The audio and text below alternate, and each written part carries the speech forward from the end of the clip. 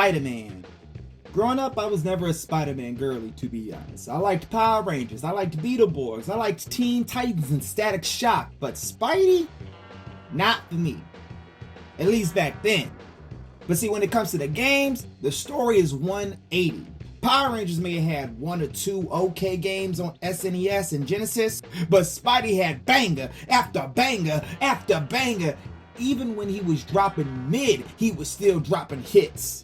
And for me, the streak started with Spider-Man 2000 for Dreamcast. I mean, it's on other consoles too, but let Dreamcast flex a little. Ain't. Don't forget to subscribe, webhead. So this Spider-Man was made by Neversoft, the Tony Hawk Pro Skater people. And fun fact, Spider-Man was in Tony Hawk Pro Skater 2, aka the best one. The best one. And they run on the same engine. It was published by Activision and it was loved on release universally by everybody. Because you had wall climbing, you had web slinging, you had Stan Lee narrating. Oh yeah, Stan Lee was in it too, by the way. You had hidden comics, hidden costumes, cheat codes. God, we used to have full games on release and you never had to pay for drip. And it was good drip too, not what they put Miles in Spider-Man 2. Good drip.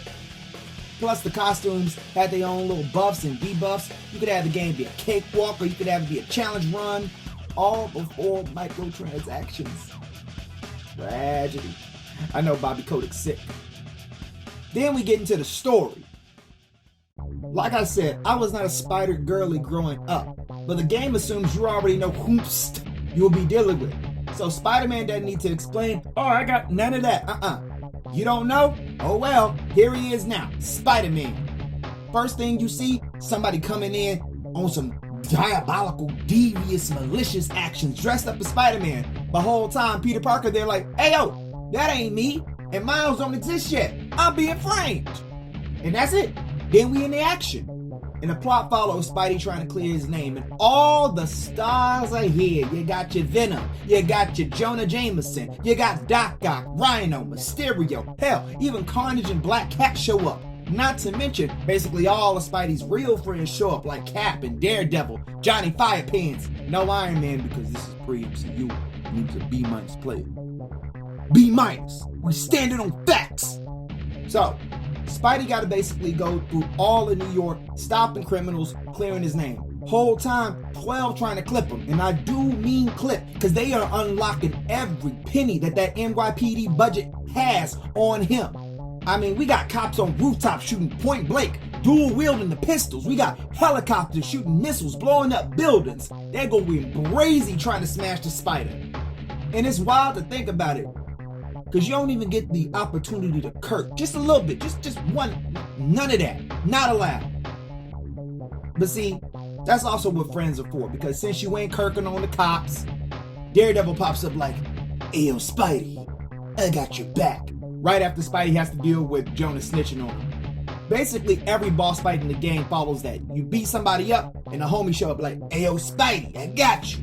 Even Venom chills out on the whole wife kidnapping thing and joins Team Spidey for a little minute. So we get to the ending. We find out fake Spidey was Mysterio and everybody was working for Doc Ock, who was trying to take over New York with symbiotes. The Carnage one. I thought he was supposed to be smart. Anyway, Spidey beats his ass. Then he has to beat up Carnage. But then Carnage fuses with Doc Ock and tries to get the run back.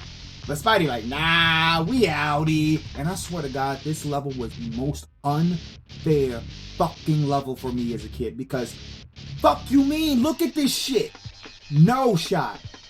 I legit couldn't beat this shit as a kid. I can barely beat it now. The whole story mode for this game is only like 2 hours if you know what you're doing. Really, you could speed run it in like 20-30 minutes, which is wild to me. But hey, shouts out to the speedrunners. Looking back at the game as a whole, I'm just kind of reminded of how silly the concept of Spider-Man really is. I mean, it's a guy in a bright-ass red and blue jumpsuit fighting villains and creatures named Lizard and Shocker. Get back here, Shocker! Shocker! Okay, I know he's not in the game, but come on, I can't not put that clip in here. And I know at the time it was the norm, but it is still a bit refreshing looking back on how games used to be made around comic book characters, because like, it's camp. It's not a perfect game. I mean, look at that draw distance, boo-boo. But it's camp. It's the foundations of what we love about the new games. But also, it is a relic because everybody wanted to be cool, and this game just wanted to be fun. Not saying that the new games are not fun, but like, look at our aesthetics here, baby.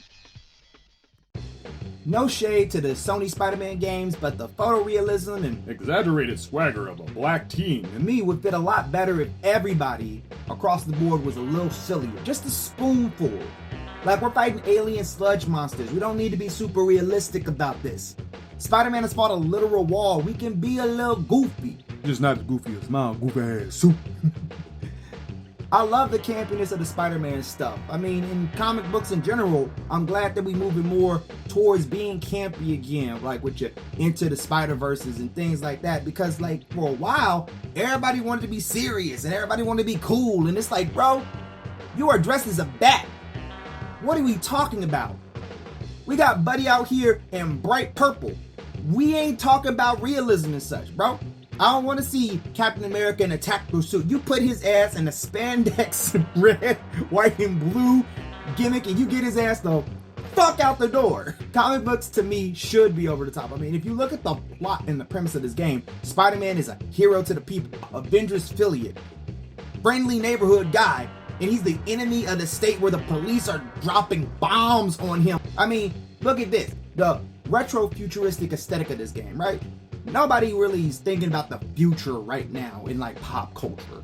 Like our future just looks like now. We're just replicating right now. This game has cloning, has aliens, has an evil science billionaire, and today we would just be like, oh, Elon Musk, ha ha ha ha. But nah, this game doesn't wink and nudge and nod and reference. It's just like, hey, this is comic book stuff. Wacky! And I'm here for that, you know what I mean? This game is good, wholesome, superhero fun. And I love that for it.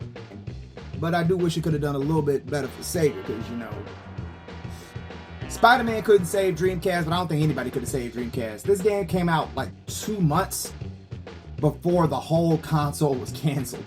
Tragedy. But hey, that's not on Spidey. Like I said, Tony Stark couldn't have saved their console line, truth be told. But hey, Sega's still around, Spider-Man's still around. Maybe they'll collab again. What's your favorite Spider-Man game? I'm DUN, and I'm done yapping. Deuces.